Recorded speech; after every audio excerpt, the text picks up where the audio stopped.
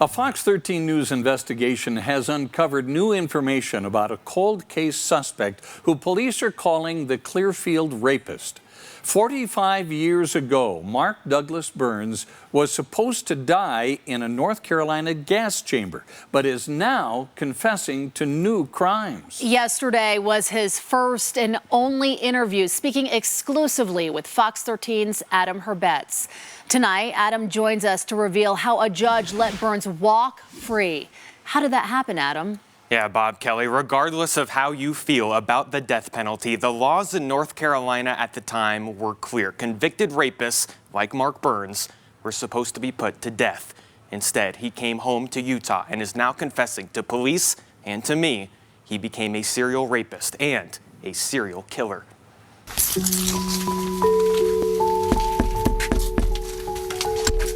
We need to take you up to the office with us and had some questions for you. I have another investigator wants to talk to you. About what? This is Mark Douglas Burns at his front door in Ogden. What is this about? Acting confused as he confronts officers who had been looking for the Clearfield Rapist for decades. I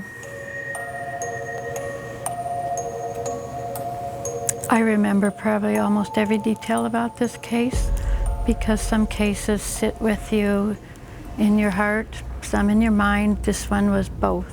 The victims were at least 11 random women in Utah and Wyoming from 1991 to 2001. The youngest survivor was 11 years old. I do carry some burdens, and that's one of them. We thought we had a serial killer in Rock Springs. We didn't know we had a serial rapist. We didn't know we had a serial rapist. Do you want to restate that part? Well, yes. That's just, like, I don't know why killer came out. There could be a reason, actually. The reason is because Mark Burns eventually started to talk. Why on earth would they send somebody from SWAT for me? Now confessing to unsolved murder cases in Arizona, Wyoming, and Oregon. Law enforcement agencies across the country now believe the serial rape suspect being held in Davis County is also a serial killer. And when he met with us, he said the same thing, calling himself a sexual deviant, a predator who had a compulsion that was irresistible. The monster inside had to come out. Do I feel bad for Mark? No. Do I feel bad for the victims? Yeah, absolutely. This man used to be Mark Burns' boss for a short time at a trucking company in Brigham City. He says one day, Burns quit to work for a different company across the street. He seemed to want to go up the Northwest, and our neighbor up the road is the one that runs those routes. Did he say why he liked those routes? You know, he never did. He wanted to go that direction. That's where he wanted to travel.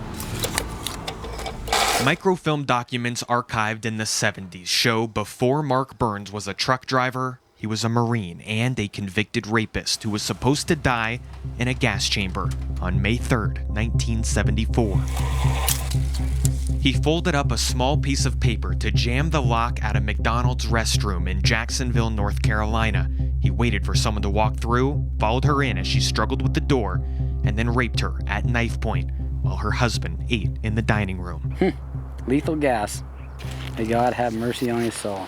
If he was convicted, how come they didn't keep him?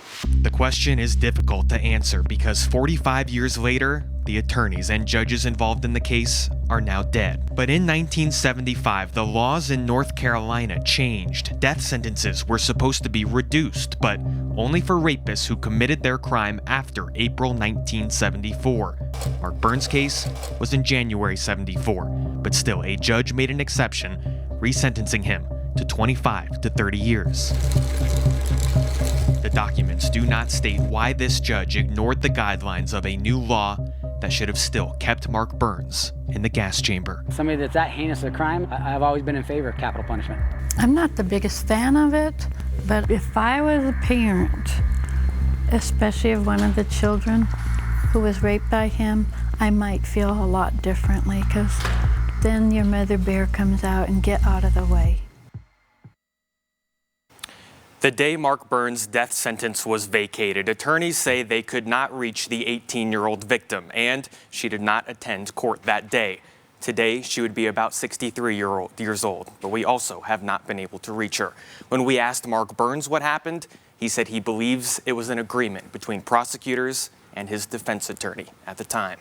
This is such a long string of crimes, the trail that he left behind, Adam.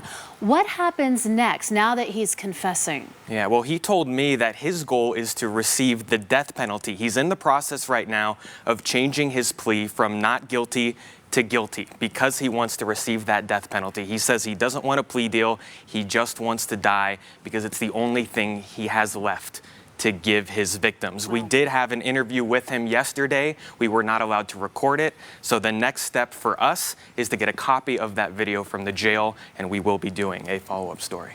Because they recorded it for you, correct? Correct, correct. Now, is there any guarantee that in pleading guilty, he will in fact be sentenced to death? No, because his cases here in Utah are all rape cases.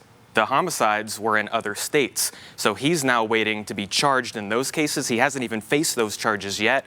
So he's hoping that either Oregon, Arizona, or Wyoming will give him capital punishment.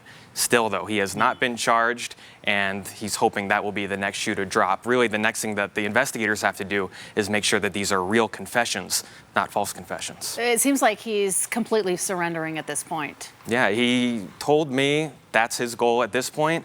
He did not feel good about being caught, but he does feel good now that it's a weight lifted off of his shoulders. We'll have more from him once we have that video. Wow. Adam, thank you so much. Looking forward to that follow-up and seeing that interview. Chilling.